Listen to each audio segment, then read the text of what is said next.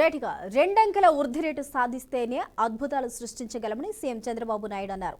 Davos పర్యటనలో భాగంగా CII ఆధ్వర్యంలో నిర్వహించిన గ్రీన్ ఇండస్ట్రియలైజేషన్ మీటింగ్లో ఆయన పాల్గొని మాట్లాడారు. వ్యాపారాల్లో భారతీయులు బాగా రాణిస్తున్నారని కితాబునిచ్చారు. దావోస్లో తెలుగు వారిని చూస్తుంటే తనలోనూ నమ్మకం పెరిగిందని, భవిష్యత్తులో తన కలలు కూడా నిజమవుతాయనే నమ్మకం కలిగిందని చంద్రబాబు అన్నారు. ఆంధ్ర రాష్ట్ర భవిష్యత్తు కోసం ప్రణాళికలు రూపొందిస్తున్నట్లు సీఎం వెల్లడించారు. ఇదే అంశానికి సంబంధించి పూర్తి అప్డేట్స్ మా ప్రతినిధి గోపీనాథ్ అందిస్తారు. గోపీనాథ్, వచ్చి స్వప్న మొత్తం మీద అంటే తెలుగుదేశం అంటే కూటమి ప్రభుత్వం అధికారంలోకి వచ్చిన తర్వాత అమరావతి పునర్నిర్మాణమే ఒక ధ్యేయంగా. ఎందుకంటే రాష్ట్రం ఇప్పటికే లోటు బడ్జెట్లో ఉంది. ఎన్నో సంక్షేమ పథకాలు ప్రజలకు ఇవ్వాల్సిన అవసరం ఉంది.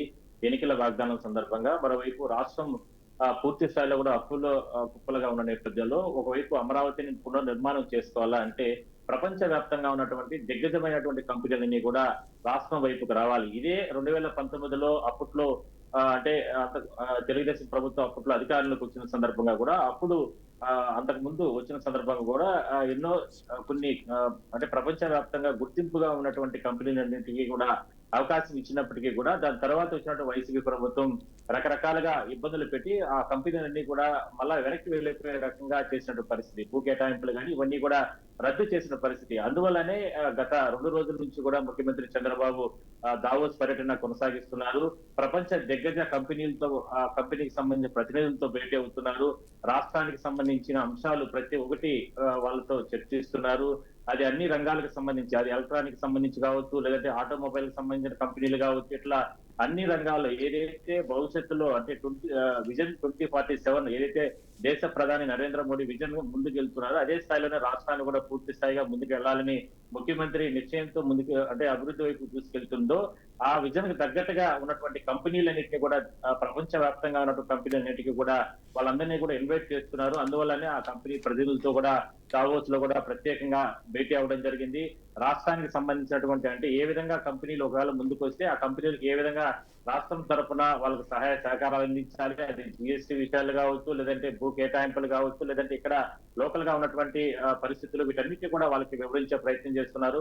అదేవిధంగానే ప్రభుత్వానికి సంబంధించి అంటే ముఖ్యమంత్రితో పాటు ముఖ్యమైనటువంటి అధికారులు కూడా ఆయనతో పర్యటన చేస్తున్నారు. మరోవైపు ఇదే సందర్భంలోనే అంతర్జాతీయ స్థాయిలో ఉన్నటువంటి మీడియాతో కూడా ఆయన రకరకాల చర్చ కూడా పాల్గొంటున్నారు. ఎందుకంటే రాష్ట్రానికి సంబంధించి ఏది కూడా సరే ప్రతి ఒక్కటి కూడా రాష్ట్ర భవిష్యత్తు, రాష్ట్రం అభివృద్ధి ఈ 2 అంశాలతోనే ముఖ్యమంత్రి పర్యటన అంతా కూడా దావోస్ లో జరుగుతుంది. మరోవైపు అక్కడ ఉన్నటువంటి తెలుగు వారితో కూడా ఆయన ప్రత్యేకంగా భేటీ అవ్వడం జరిగింది. ఎందుకంటే భవిష్యత్తులో మీరు అంటే ఇక్కడ తెలుగు 2 తెలుగు రాష్ట్రాలు అయినప్పటికీ కూడా ఆంధ్రప్రదేశ్ లోటు బడ్జెట్ లో ఉంది కాబట్టి ఈ ప్రాంతానికి మీరు చేయాల్సినటువంటి అంశాలు అంటే అభివృద్ధి విషయంలో కావచ్చు, లేదంటే ఇక్కడ ప్రజల జీవన విధానానికి మీరు చేసేటువంటి కృషి కావచ్చు, మీరు దావోస్ లో కావచ్చు, ఇతర ఏ దేశాల్లో ఉన్నా కూడా సరే తెలుగు వారు అందరూ ఒకటి, తెలుగు రాష్ట్రాలు అభివృద్ధి చెందాలి. అందులో ప్రధానంగా లోటు బడ్జెట్ లో ఆంధ్రప్రదేశ్ ఉంది కాబట్టి ఆంధ్రప్రదేశ్ పూర్తి స్థాయిలో అభివృద్ధి చెందాలా అంటే అందరి సహాయ సహకారాలు కావాలన్న ఉద్దేశంతోనే ఈ రకంగా ముందుకెళ్తున్నారు. అందువల్లనే 2 రోజులుగా కూడా ఆయన ఎన్నో రకాల కార్యక్రమాలు, సభలు, సమావేశాలు, అదేవిధంగా